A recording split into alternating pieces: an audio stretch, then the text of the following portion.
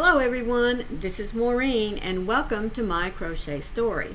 Today is Monday, February the 5th, and I'm here to show you my mosaic that I'm working on, and so therefore Mosaic Mondays. Now I did this last year when I was working on the show lock, but once I got the first section finished, I didn't think you'd want to see the rest of it, so I kind of put it aside, but I did finish the blanket, and I could just kick myself for not taking a picture at least of the completed blanket. But you know what? I kind of got it in a time crunch, and I had decided that I wanted to give it as a wedding present for one of our nephews that got married back in October. So in my rush to get it completed, I didn't even once think about taking a picture of the completed mosaic. But here we are again. I am working on a crochet along with Michelle from Michelle Mosaics and more. She chose for us to begin the year with a very beautiful mosaic, which I will share with you here in just a minute.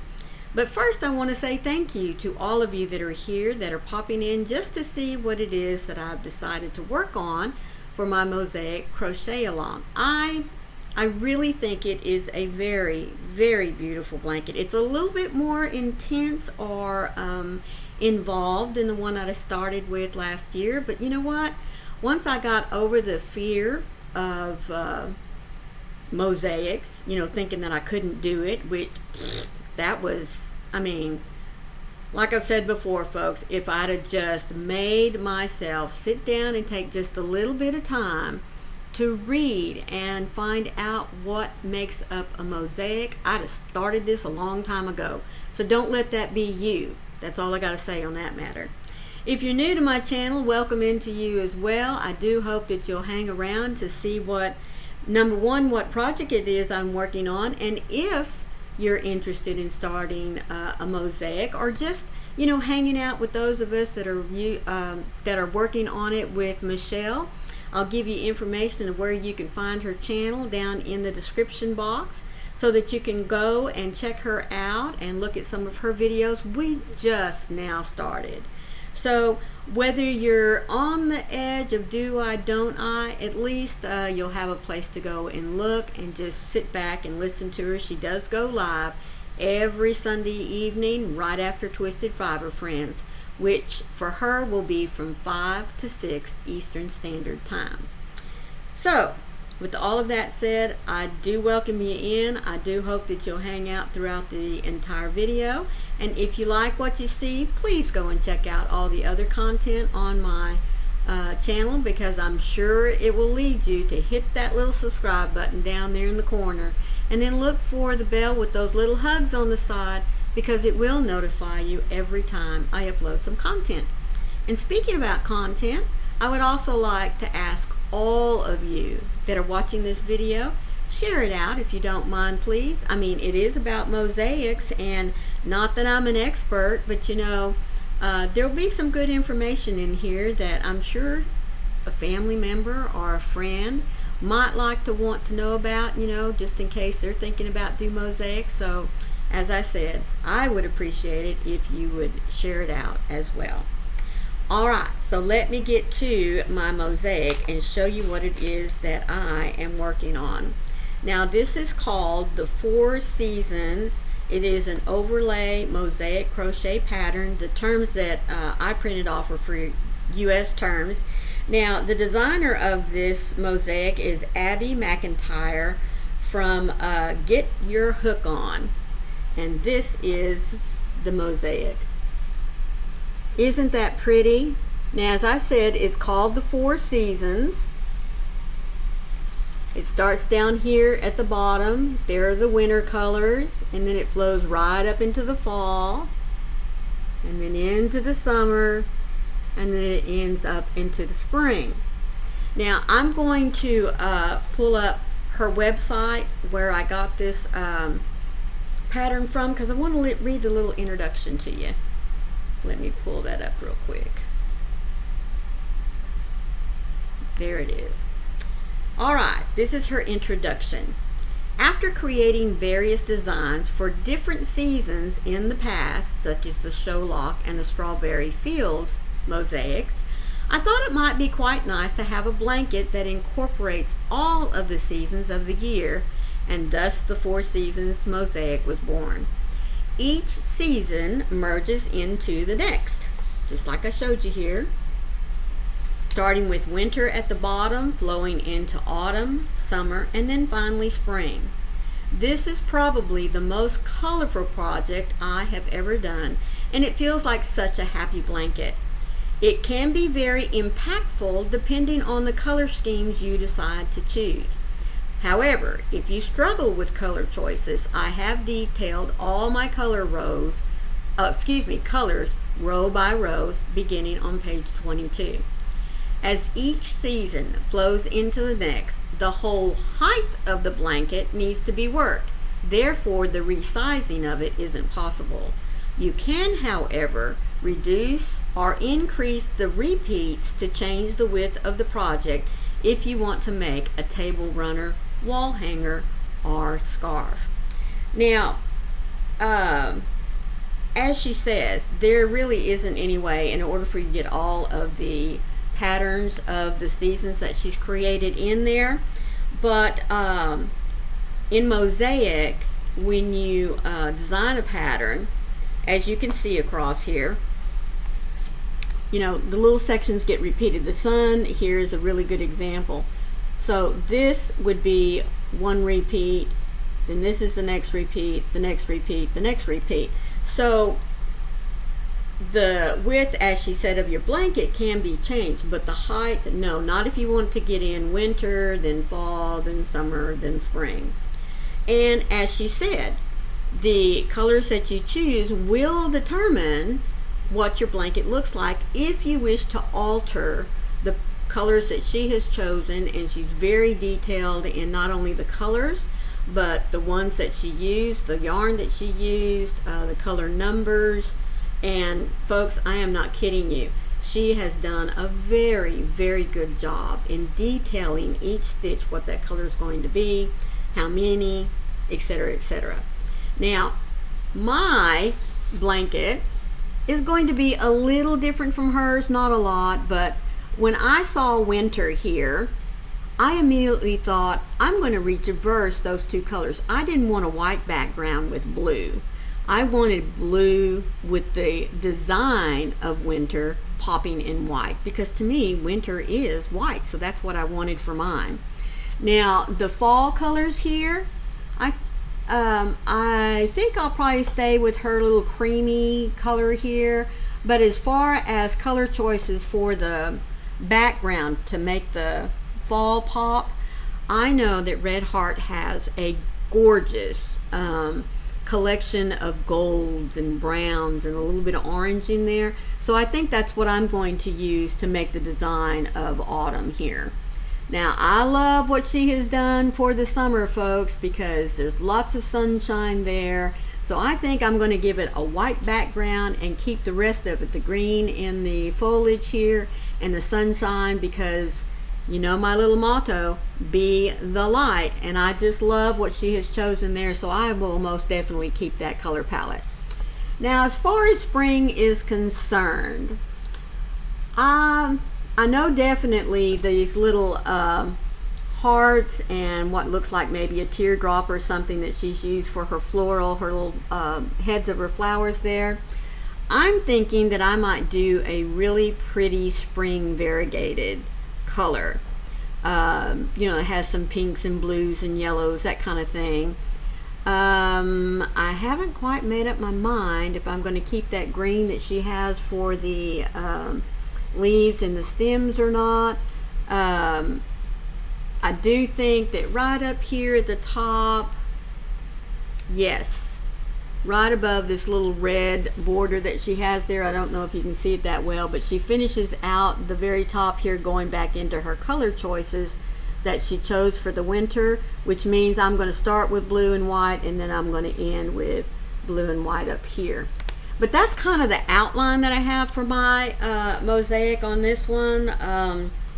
who knows, by the time I get, finished with winter, I may have changed my mind. You just never know. A lot of times you have to just let the project speak to you. And with as many colors that she has here, which, don't get me wrong, I think they're gorgeous. I really do. And if I get in a pickle, I can always just follow the pattern that she has there.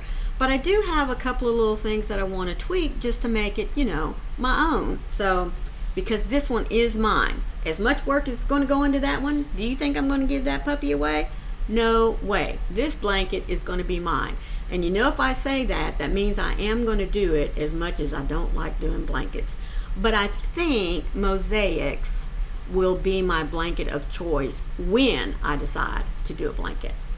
So anyway, I am working on the first section, and I prefer to use her nice little spoken chart here.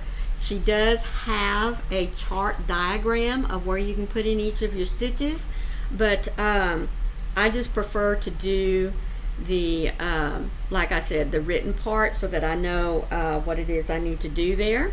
Now, I will show you the colors of blue that I chose, because I did say winter is blue and white. I will be using, I've started out, let me say that. My blanket will be made using 100% acrylic yarn. Oh, just a minute. As you can see, I'm finishing up this skein of, I'm sure it's Red Heart Super Saver White. All right, but that, I had that much left, and like I said, with doing winter blue and white, this is what I was going to start off with. But I am pairing it with Lions Brand's Pound of Love, and this is called Denim. Now, both of these are 4-weight acrylic, and as I said, that's what I'll be using in my blankets. Nothing fancy. I do like acrylic for blankets, and so that's what I will be using. And I'm going to be using my Furls. I gotta find her. Where is she? I just had her here a little bit ago. Oh, there she is, because I wanted to leave her out. This is a Furls teak wood, and I'm going to be using the size I. I don't know if you can see that there real well. But that's what I'm going to be using to make my blanket. Now, you start out with 196 chains. And folks, I don't know about you, but I clipped every 50. I did 50 clip, just so I didn't have to finish and then go back and check to make sure that I had 196 chains. Well, I haven't progressed an awful lot, but I did think that you might like to see what it is I've done. So, and one other little tweak that I did that's that I did just a little bit different. Now, on my show lock, I did what's called an envelope border all the way around. I'm not doing that again. I'm not doing that again. So what I've chosen to do is that you're supposed to have just one row of blue, and then you go automatically into starting your mosaic design. Well, I fudged a little bit. I did an extra couple of rows of blue, and you're going to think I'm crazy, folks, but I'm going to be sewing in my ends as I go. And then I may come back and just put on either edge like a little 2 or 3 row border of just single crochets. But I'm not doing the envelope design again, nor am I going to weave in all the ends. I'm weaving them in as I go. Now, you may wonder why I have all these stitch markers across here. These stitch markers represent every time the pattern repeats. And folks, these little stitch markers here, when you're doing mosaics, are your best friends. That's all I gotta say. They really are. Because if you go from one stitch marker to the next and your count's not right, you know that you only have this one little section here to correct. You don't have the whole row or 2 or 3 to correct. So if you do mosaic, I really would, tell you that you need to invest in some of those. What else is it that I wanted to tell you? There definitely is a front and back to your mosaic design. And what I did too to keep myself, especially whenever I get, when I clip off like I did last night, I also came along and I put a stitch marker on the side. See where the head is? I know if the head is on this side, then this is my right side, because you're always working on the right side of your mosaic. You start on the right, go to the left, snip. Start at the right, go to the left, snip. Now, if you're a left-hander, I think it goes the other direction. And she speaks in there as well as to how to read the patterns or the chart if you wish to, if you're left-handed. I mean, really, folks, her patterns, as far as I'm concerned, are foolproof. But you do need to take the time to read the pattern. I just can't stress enough how much you should take the time to read your pattern. Get familiar with her abbreviations, which, I mean, they're standard. They're in U.S. terms. SC means single crochet, DC means double crochet. And speaking of that, don't be intimidated by mosaics, even by the intricacy of the colors or the patterns itself. Because, folks, this is all done with 1 row of single crochets, 1 row double crochets. It all depends on where you put your singles, where you put your doubles, who goes in the front loop and who goes in the back loop. That's all there is to it. Quite honestly, that is it. Okay, so like I said, I should have many years ago taken the time to sit down and really research and find out what mosaic was all about, rather than just sitting here looking at that going, man, that is so pretty, there's no way I could do that. See, that attitude of there's no way, I had already defeated myself before I even got to looking at it. So don't do that. Don't make that mistake that I did. If you're interested, if this is something that just pulls at your heart, take the time. Go and figure it out. I mean, folks, there is not anything you cannot find on YouTube nowadays.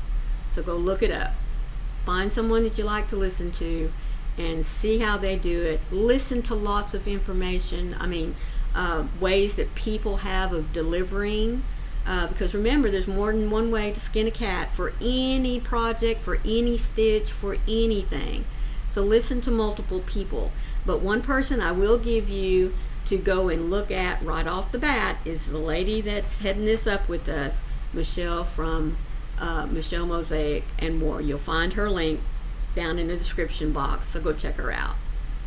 That's all I have for you on my Monday mosaic. Now next week I hope to be a few rows further along to show you the design as it starts building. Yep, that's all. And I'll keep you informed as we get closer to changing seasons, what I have finally decided to do. Okay, I hope you've made it this far. Again, I just want to remind you, please leave your little thumb to let me know you were here. And if nothing else, just say hi down in the comments, because I'd like to know who's leaving their thumbprints. And then please, if you feel so led, I would really appreciate it if you'd share out the video. So until next time, remember, be the light out there in the darkness for someone today, because you never know, could be your light that they need to see. I love you all. Bye.